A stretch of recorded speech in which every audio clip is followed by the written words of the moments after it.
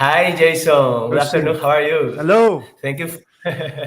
Thank you for coming to and joining us today in the Impact Revolution channel. We really appreciate your time. So, how are you doing today? I'm doing well. Thanks for having me on. It's a pleasure to be here. Today, it is a blizzard where I'm from in Utah, in the United States. We have 3 feet, almost 3 feet of snow on the ground right now. Okay. And I went running this morning in the snow. Went running for about an hour and a half in the snow. All right. You told me this before we started. I was curious. How do you run with a 3 feet of snow? Like, you have to go like this, or do you Yeah, have yeah. a You're special not foods or special boots? you're not running fast, Uh, well, you're trying uh-huh. to, but you're sort of making a path and you're trying not to slip and fall down. And I don't wear pants, I wear shorts. And so I have ice Oh, just stuck to my legs, stuck to the hair on my legs. wow. And I Okay. get ice and snow down my shoes. And it sucks for maybe 10 minutes. And then you get Uh-huh. used to it and you're moving around and it's just really it's a mental toughness challenge. Yeah, yeah, definitely, definitely. Okay, that's good. That's good. Thank you for sharing that.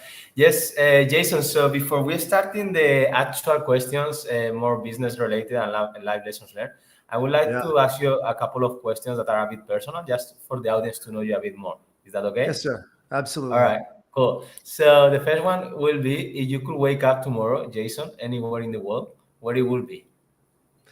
Oh gosh, my first reaction is I would wake up here in Utah with my family. I want to be Okay. where my family is. I like the cold. I don't mind it. Although Uh-huh. sometimes you want to get the heat, like you're talking about. Sometimes you want the cold. Sometimes I want the heat. That's right. If Yeah. if I were to go anywhere in the world to visit on vacation, um, I've been all over the world. I've been to every country except for Antarctica, and All right. maybe that's in my future. But the one place I've never been that I've always wanted to go is Israel. I've always wanted to go see Jerusalem Nice. and Israel and the Holy Land Uh-huh. and just experience that. That's a place I want to go see. I'm also curious about Israel because of this sport I talked to you about. They are the Yeah, world champions there, apparently. really, Yeah, they are very they're the good, Israel. best. Yeah, Interesting. football. So I'm sure you will see them playing in the beach if you go there. Well, I feel like Brazil is going to be the world champion shortly. You guys Yeah. have the skill and the talent and the background and everything Yeah, else. let's see. All right, great. And now I wanted to ask you the second question. If I ask you what was your happiest moment, Jason, in your life, what is the first memory that comes to your mind? First, I was actually thinking about this morning. Okay, Um, Happiest nice. moments of my life. The first thing that pops in my mind is I've got two children. I've got a daughter and a son. Uh-huh. And I was older when my wife and we started having kids. So I was All 40 right. years old when my Okay. daughter was born. And it was Saturday, March 11th. And it was a beautiful Saturday morning. It was like 75 degrees out. My wife went into labor early in the morning, about 7 o'clock. We drove to the hospital, and she wasn't in labor very long, maybe 6 hours or so, 7 hours. Uh-huh. And when my daughter was born, just seeing her and holding her, that was the best day, the happiest day of my life. Oh, wow, cool. It has to be, yeah. Wow. It All was right. amazing. Yeah. Thank you for sharing that. Thank you for sharing that. I think I never experienced that yet. Okay, to be a dad. So yeah, I'm not sure if I will experience, but everybody who I interview, the dads always talk about their children. It was, man, it's So special. I'm telling you, you're uh, missing out. Yoshi, you got to get on that, man. You gotta get a wife. yeah, I need to first find a wife, right? Yeah. Okay, One step at a thank you. time. Yeah, thank you, Jason, for sharing that. Now, I wanted to ask you now, a bit more, who you are, in terms that is not so modest. All right. So normally, how I ask this question is that someone who really admires you and knows you very well, Jason, how will define who you are? Ooh, that's a good question. You're asking me to be modest, to be humble, all that. Not to be, Uh, I, not to be. Not to be humble, right? uh, I would hope that someone says Jason is a true friend. He's a true and loyal friend. He's a guy Okay. that you can always count on. Uh-huh. He's a guy that if I was ever in real trouble, I knew he would be there for me to save me, to bail me out, to help me out, to have my back, to Uh-huh. have my six, as we say in the military. I hope that that's what my friends and people would say. Uh-huh. Um, I also hope people would say Jason is legitimate. He's legit. He's authentic. He's not Uh-huh. trying to be somebody he's not. He's real, you know. Uh-huh. Uh-huh. Um, that sort of thing. We talk about values I a love lot, it. Okay. and for me, my values are determination, Mm-hmm. resourcefulness, and loyalty. And so that's, to me, that's who I am. That's what defines me. That's what I'm all about. So, if you give me a task, I'm going to see it through to the very end. I'm going to be determined to succeed, determined to win, no matter how many, hardships or obstacles are placed in front of me. I'm going to continue moving forward to try to get the job done. And Uh-huh. resourceful, for me, it's like, uh, you're not just, you don't have to give me a whole lot of information to get the job done. I'm going to figure out a way to do it. If I don't have all the information or all the equipment or all the tools or whatever, I'll figure it out. And I Uh-huh. love people who are like that. And then loyalty, like I said, I value loyalty at a high degree. And loyalty, it's not, doesn't really happen when times are good, when times are easy. Loyalty happens when it's the dark That's right. times, when times are hard. Definitely. That's when it's really forged. That's what loyalty is you prove yourself when times are tough. Uh, that's where you know who are the true friends, right? And true Yeah. people in your life. Very good. Thank you so much. I have goosebumps, so I don't know how to call that. That's good. I wanted to ask you, about these things that define you. I thought that could be maybe, I don't know, you experienced that because of your extended military experience. Could be that something that could have influenced you, or because I'm always curious, about the discipline and determination and the hard work that the military people have been trained to, right? The mindset. Oh yeah, no, that's a great question. So growing up, I played a lot of sports, and I think you learn a lot of these lessons in sports. Like no matter how Uh, many times you fall down, you get back up. uh, It's just because it's late in the game and the score is this, you don't give up hope. You just keep fighting until the very end. Like things like that growing up. But then when I joined the military, they instill a different type of confidence, different type of mindset in you, and they uh, make you memorize certain things. Like, for example, we have creeds, and there's one called the Ranger Creed. And the last paragraph, last stanza of the Ranger Creed that you have to memorize. We have to uh, recite it every single day, many, many times a day as we're going through training and so forth. It says, readily will I display the intestinal fortitude required to fight on to the Ranger objective and complete the mission, though I be the lone survivor. And that's the last paragraph. And when I learned that and recited it, it always like made me emotional a little bit. Like it really spoke uh, to me uh, because it wasn't just me saying this. This was every single person around me saying this. Like, no matter what happens, if everything goes to hell and I'm the last guy here, I'm going to keep fighting. I'm going to get the job done. I'm going to complete the mission. And when you know that everybody around you is of that same mindset, that's powerful. And so that always meant something to me. And then when we went through training and went to combat and went and did things and we proved that to ourselves, we have a stack of undeniable proof that we are who we say we are. And that always meant a lot to me. that's incredible.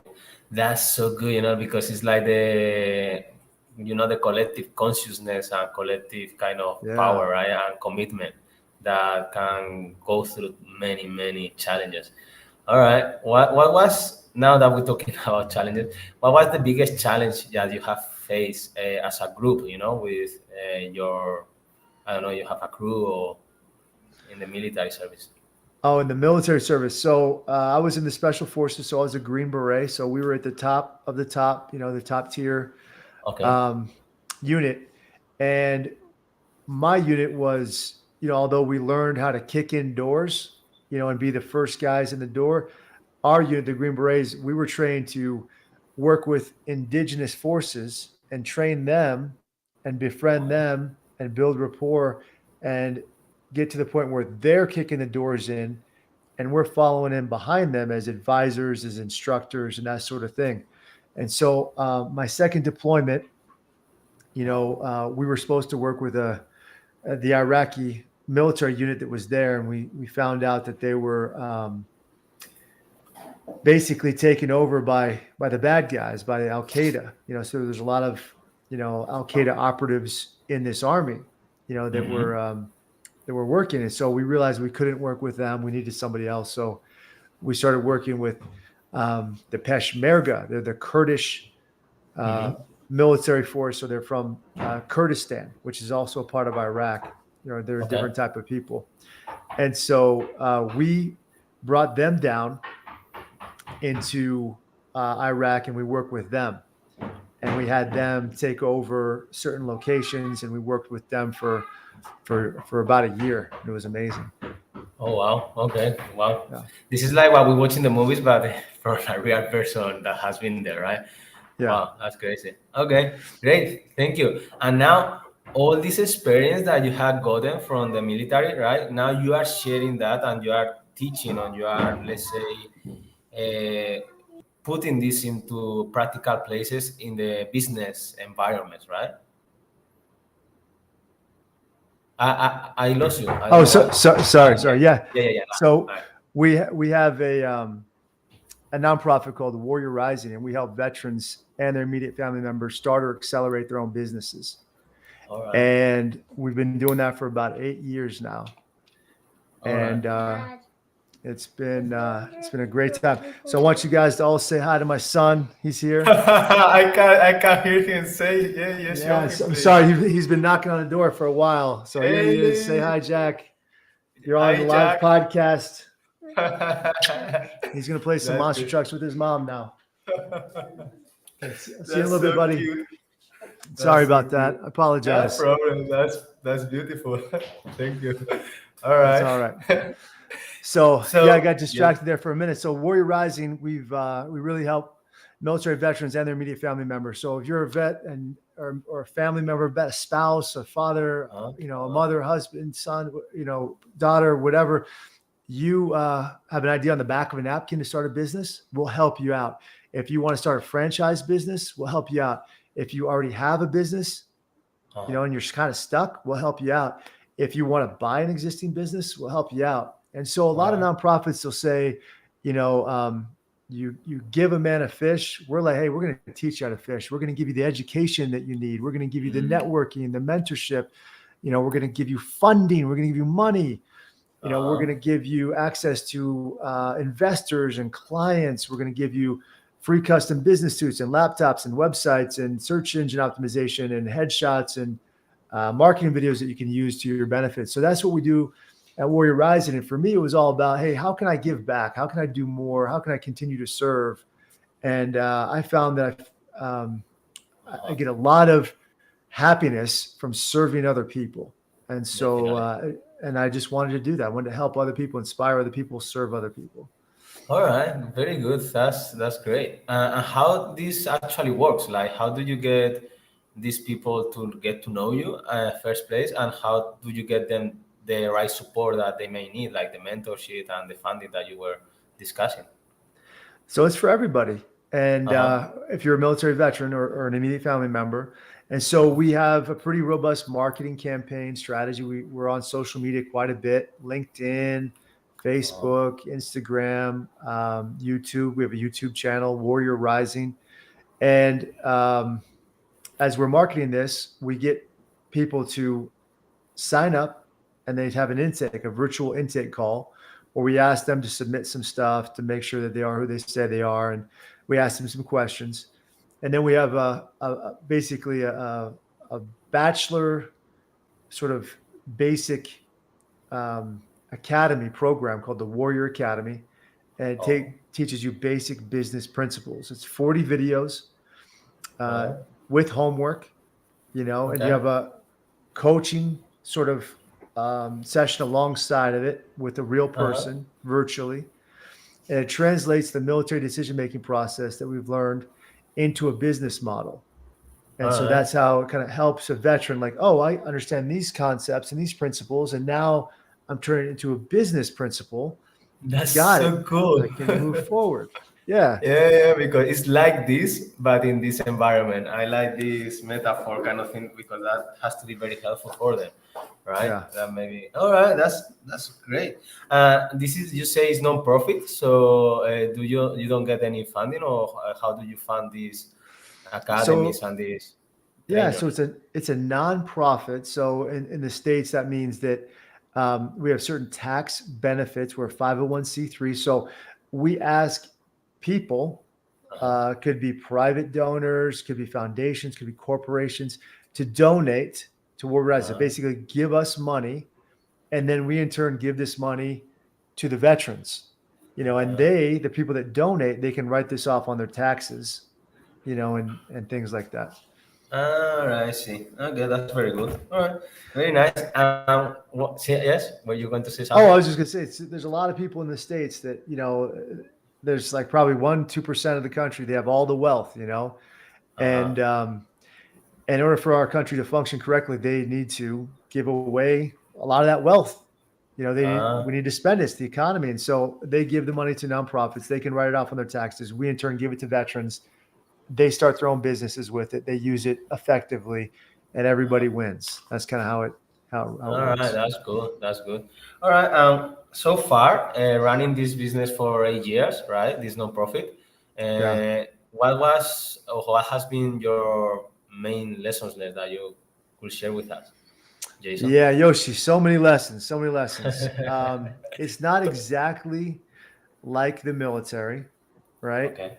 A lot of Sure. times in the military, you work with the people and the equipment that you have, not what you want. Uh-huh. You just make do with what you have. You might not have the best vehicle or weapon system, or the best people, but Uh-huh. you have to build those things up and optimize them, to the best Mhm. of your ability. Sure. And there's not a whole lot of complaining about that. You just accept it. You just, drive on, is kind of what they Hmm. say in the military. In business, in the beginning, I kind of used that mentality. I was like, okay, this is what I have. Let's make do. But eventually get to the point where, like, you know what? I don't have to do it this way. I get to select my people. I get to select my team. I get to decide who's on my team. And so when I realized that, I was like, man, like, I'm going to go after the best talent, the highest skills. I'm going to go after the people that we have the best chemistry with, the people that resonate with me. And so when I started bringing in those people and asking them right off the bat, like, prove yourself to me. Essentially, if somebody's like, hey, I'm a great fundraiser, I can raise money. Okay, you are? Let me see your resume. Okay, it says you're great. Okay, well, raise some money for me. Raise some money for me right now. Uh-huh. Sometimes you're like, well, I'm not going to do that, or hey, I can't do that, or you give them some time and they don't do that. You're like, hey, you're not going to be a good fit here. You're Uh, not producing. You're not giving me any results. uh, Or somebody, you know, says, I want to work in marketing. Okay, great. uh-huh. You want to work in marketing. What are you going to do? And you find out that they don't want to work on social media except for Instagram, and they only want to work on Instagram on 3 days of the week or whatever. And they don't really care about results. They just care about, like, putting their own, like, being creative. It's like, that's Yeah. not going to work. I sure enough, yeah. Uh-huh. And so it's not about getting butts in seats. It's about getting the right butts in the right seats. And that's probably the biggest lesson I learned Okay. moving Right, from that's military to business. in the right seat. Yeah. That's great, right? Yes, because you have so many choices, right? You have the freedom of choices and choose what you think is best for your guys, right? And for your people. Yeah. That's awesome. What about, because I'm always curious, okay, about the military because I highly respect this kind of discipline. I don't know if you know this guy. I don't know how it's called now, Warlock Loconi. I don't know, but he says something like discipline is freedom or equals to freedom. Oh, yeah. So Jocko, yeah. Jaco, yeah, Discipline is Jaco. freedom. Yeah. Discipline is Jaco.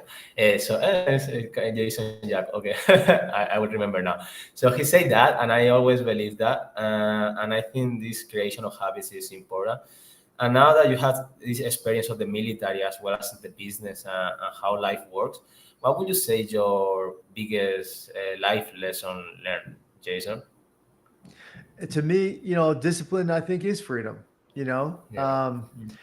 Jocko talks about extreme ownership, and for us, that's a day one lesson in the special forces. They say we call it accountability.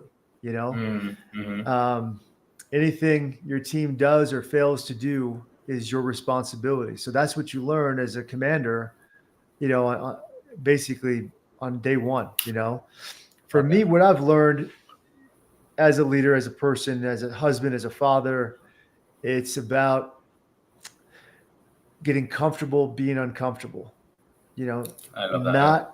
Not complaining, just realizing that this is a tough moment and I'm going to find some joy in it. I'm going to find some humor in it, and I'm going to get comfortable with it.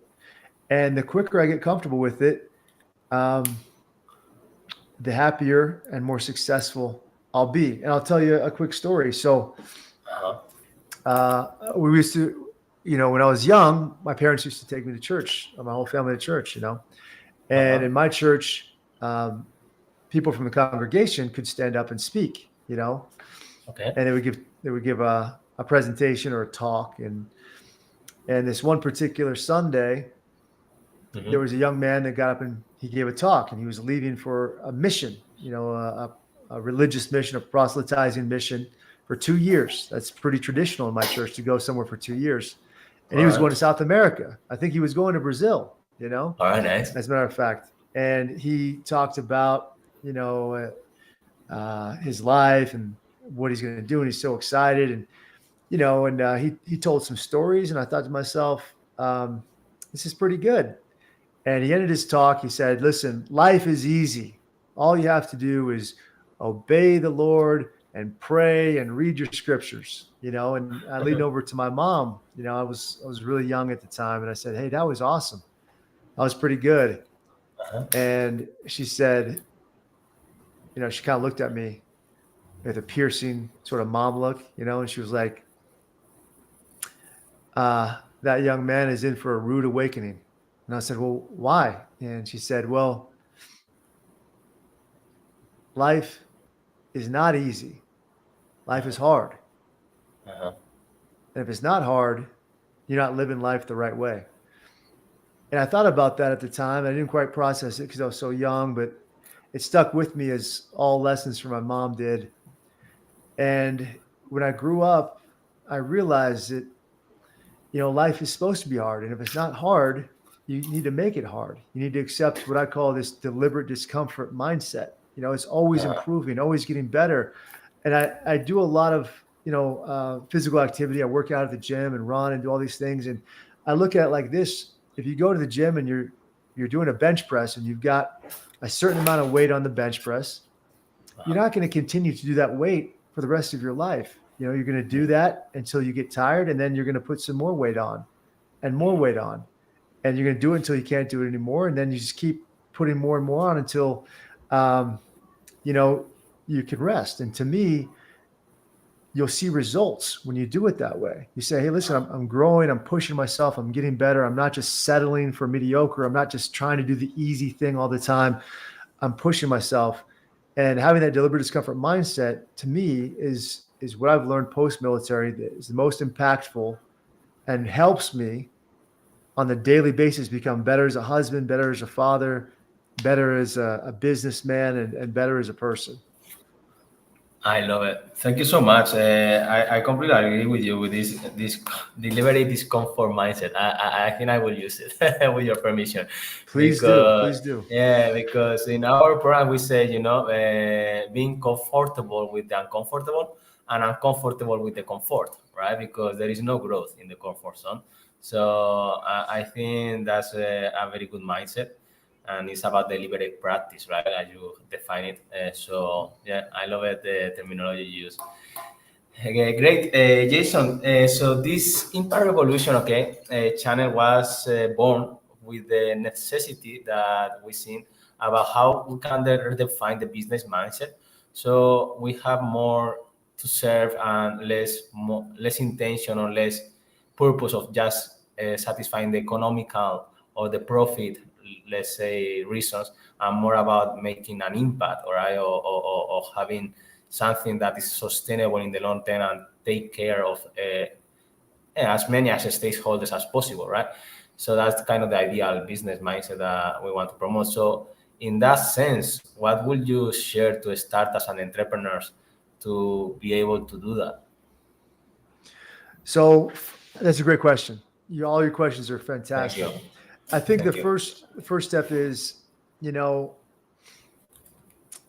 finding out your purpose in life, because whatever you do, you need fuel. You need something to burn inside of you to keep you going when times are tough, and a lot of times we're doing things that are just sort of helping us get through the moment, or we're biding our time. We're trying to figure something out. And if you have a job, I'm not saying, and you don't love it, but you're making good money, I'm not saying you should quit your job right now. I'm saying keep that job, but really spend a lot of time thinking about what you really want to do in life, who you really want to be. First thing is, like we talked about, find out who you are. What are your values? What are you all about? I might say, hey, I'm a Green Beret. Well, that's not who I am. That's just something I did. Hey, I might say I played college football. That's not who I am. That's just something I did. Who am I? Answer that question first. Next is, what do you want to do with your life? Why do you want to do this? Because there's a million things you can do. Some people want to chase dollars. Okay, great. You want to be rich? Go for it. Some people want to find happiness in other areas. That's okay too. Sure. But the difference in entrepreneurship between having a business and having a hobby is money. So the business needs to make money. At least it has to be sustainable for you to live your life the way that you want to live it. Right. So that's number one. And then as you're kind of figuring this out, right, I would say you have to identify the right people to go with you. Like you have the why now get the who. The who. Because I haven't found any business where you can really do something by yourself. You always need somebody. You always need a team. You've probably heard this. If you want to go fast, go alone. If you want to go far, go with your team. And so I've always brought along a solid team of rock stars that fill roles that I'm not necessarily great at. Like, hey, I'm not great at these areas. I'm not super great at marketing. Well, I'm going to find a great marketing guy to join me. I'm not super great at the finances, at the books. I'm going to find a great, chief financial officer to come with me. I'm not super great at these other things. And then once we have this solid team, ideas that you might think are great, once you say them out loud and you collaborate and you speak about them with your team, you might find out that's a dumb idea. I don't want to do that anymore. Let's go in this different direction. And I've realized that in life, it's not about trophies. It's about people. It's about the journey that you take with those people. We've won championships as teams on a team before, and it's a great moment, and you're, hoisting the trophy and all that. And that's really cool. But what I noticed in the moment was when I look around and I see my friends, see my teammates, and I see them smiling and laughing and hugging, that's what it was all about. That is why I did what I did. That's why I put in that effort. That's why I sacrificed and bled and sweat. It wasn't for this piece of metal that I could hold up. It wasn't because I could say that I'm a champion. It was because the guy to my left and to my right, I did it for them. That's beautiful. That's where you get the energy and the fuel that you were discussing before as well, right? I think fortitude fuel. That's what you need. Very good. Thank you so much. I wanted to, well, we have 1 minute left. All right. So this is the last words that you may want to share. So is there anything before we go to the last question that you would like to share, Jason?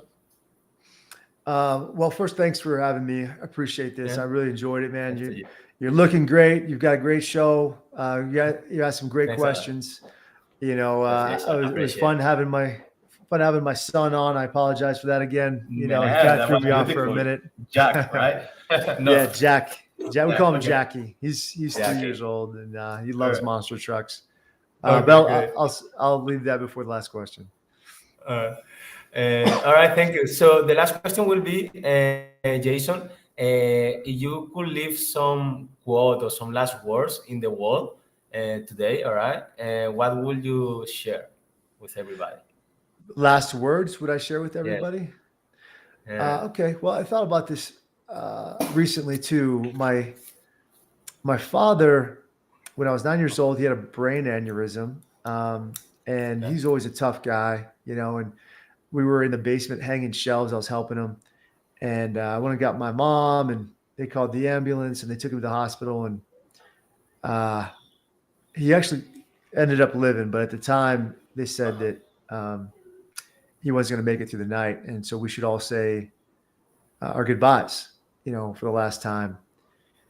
And we went in one at a time, and I was the oldest, and you know, I think I went in last. And you know, he said, like, you know, this is it for me. I'm gonna die. You know, you're the man of the house. I want you to take care of your mom and your brother and your sister. And you know, the last words were, you know, life is gonna be tough, but here's the secret to life: no matter how many times you fall down, you get back up. And the faster you get back up, the more successful you'll be. And it's a pretty simple statement. It's probably something you've heard a lot of in your life.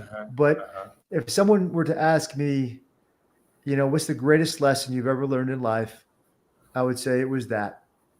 You know, no matter how many times you fall down, you get back up, because life is going to be hard. It's going to hit you in the face. You know, you just don't give up, and you keep moving forward. And I'll leave you with that. I love it. Thank you so much, Jason. I love it because I think it's very simple. Life is simple. It's not easy, but it's simple. You know, like the fundamentals, I believe they are very simple. It's hard to get used to and to have the courage, you know, to overcome these challenges. Thank you, Jason. It was a wonderful interview. Thanks a lot for your time, your lessons learned. It was beautiful. All right. Oh, you're the man, Yoshi. Thank you. Thank you. And talk to you soon. Yes.